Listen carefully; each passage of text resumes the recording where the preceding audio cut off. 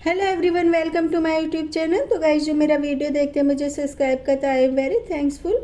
तो गाइज कुछ माता पिता यही चाहते हैं कि उनका बच्चा पढ़ लिख करके ऐसा प्रोफेशन चुने जिससे वह एक अच्छी लाइफ गुजार सके, और कुछ माता पिता चाहते हैं कि हमारा बच्चा पढ़ लिख कर देश की सेवा करे।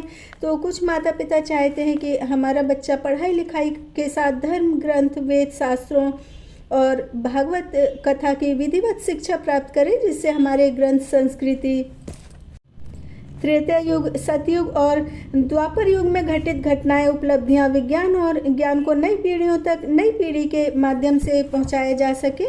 तो ऐसे ही एक वृंदावन के निवासी एवं युवाओं का मार्गदर्शन करने वाले एवं विश्व प्रसिद्ध कथावाचक जय जय इंद्रेश महाराज जी हैं।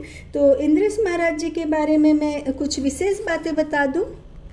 तो इंद्रेश जी का पूरा नाम इंद्रेश उपाध्याय है और इनका जन्म 7 अगस्त 1997 में वृंदावन, उत्तर प्रदेश में हुआ था। ये एक लेखक एवं प्रसिद्ध भारतीय कथावाचक हैं और इंद्रेश उपाध्याय जी ने श्रीमद् भागवत का अध्ययन किया है और वे सभी भक्तों को इस पवित्र ग्रंथ की कथा सुनाते हैं।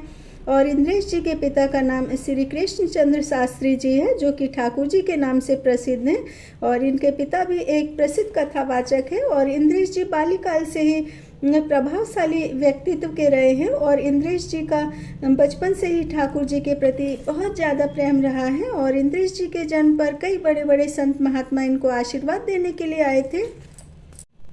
तो इंद्रेश जी की स्कूली शिक्षा वृंदावन के कान्हा माखन पब्लिक स्कूल से शुरू हुई थी और इंद्रेश महाराज जी को महज 13 वर्ष की उम्र में ही संपूर्ण श्रीमद् भागवत पुराण कंठस्थ याद हो गया था। इंद्रेश महाराज जी अपने परिवार के साथ वृंदावन में रहते हैं और इनके पिता ने बचपन से ही इनको श्रीमद् भागवत के उपदेश के साथ साथ दिव्य शास्त्र का भी अध्ययन कराया। और इंद्रेश महाराज जी को आध्यात्मिक ज्ञान के साथ साथ वैदिक ज्ञान भी प्राप्त है। और इंद्रेश महाराज जी को गौ माता की सेवा करना बहुत पसंद है और गौ माता की सेवा के कार्य को आगे बढ़ाने के लिए ये लोगों को गौ माता की सेवा का उपदेश भी देते हैं। और ये एक भजन गायक भी हैं और इन्होंने बहुत सारे भजन भी गाए हैं। रील और शॉर्ट पर इनके भजन बहुत ज़्यादा पसंद किए जाते हैं। और इंद्रेश महाराज जी ने सिंगिंग कंपटीशन के लिए भी ऑडिशन दिया था। ये बम्बई गए थे, तब इनके दादाजी ने कहा, यदि तुम गाने को कैरियर चुनोगे तो कुछ लोग जानेंगे और यदि कथावाचक बनोगे तो तुम बहुत पुण्य का काम करोगे।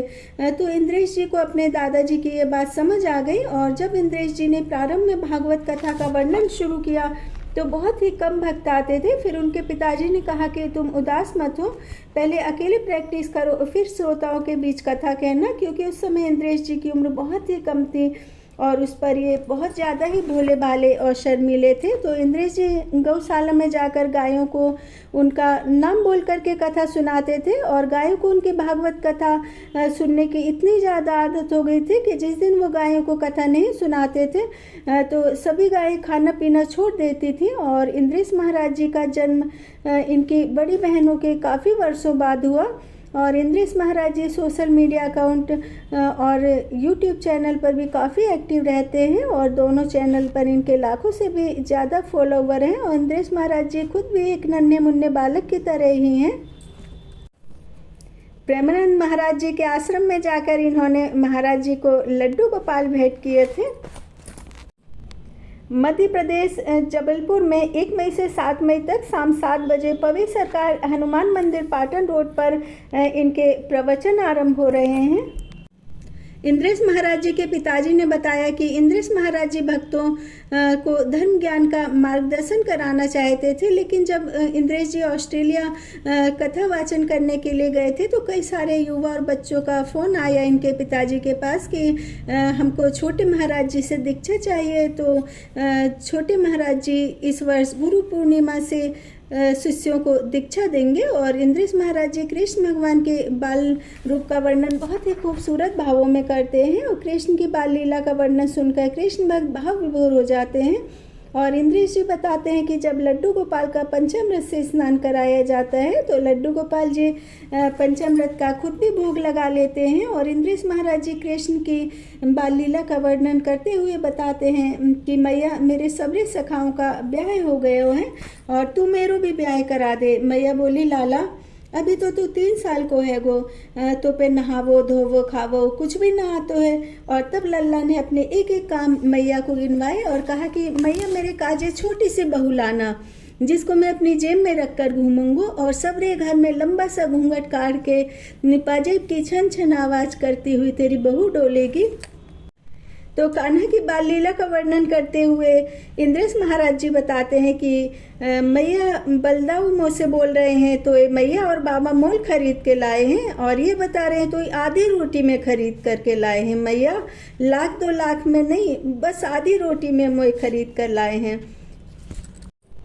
एवं गोवर्धन की सखी का कथा सुनकर सखियों के घर मक्खन चुराने जाने का भी खूबसूरत वर्णन किया है। और गोपी मंदिर में जाकर ठाकुर जी को लोभ देती हैं कि मैंने घर में खूब सारो मक्खन जमायो है और लाला तू रात में आकर के मेरे घर में मक्खन खाने के लिए जरूर आना।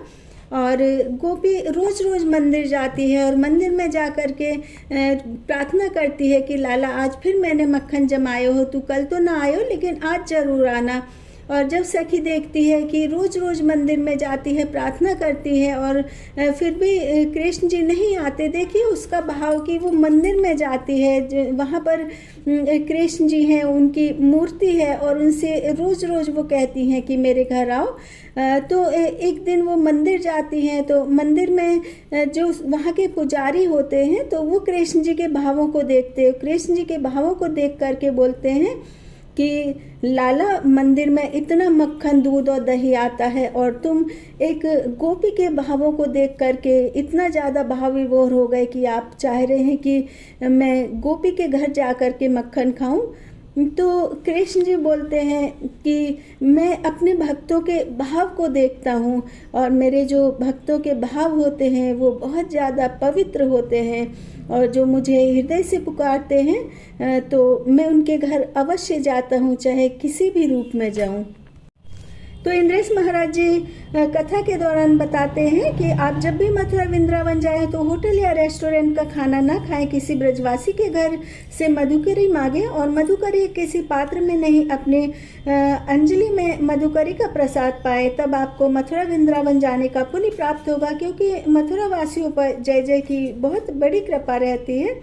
और इंद्रेश जी प्रवचन के दौरान बताते हैं कि मथुरा में एक साधु कुटिया बनाकर रहते थे और कुटिया से लेकर के दूर दूर तक रास्ते में प्रतिदिन झाड़ू से बुहारा करते थे। और एक दिन किसी मथुरावासी ने पूछा, साधु महाराज आपको इतने वर्ष हो गए और रास्ते को साफ करते करते, तब साधु महाराज बोले मेरे जय जय आएंगे, मेरे जय जय के नन्हे नन्हे से कोमल चरण है, कहीं कोई पत्थर या कांटा ना छुप जाए।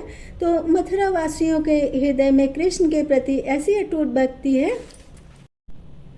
और रील यूट्यूब चैनल पर इनके भजन बहुत ज़्यादा पसंद किए जाते हैं। तो इनका एक भजन इस समय भी बहुत ज़्यादा ट्रेंडिंग में चल रहा है, करके इशारों बुलाई गई री बरसाने की छोरी, और आँखों में बस गई तस्वीर तेरी, दिल बन गया है जागीर तेरी। तो मेरा ऑडियो पसंद आया हो तो मुझे लाइक सब्सक्राइब करें।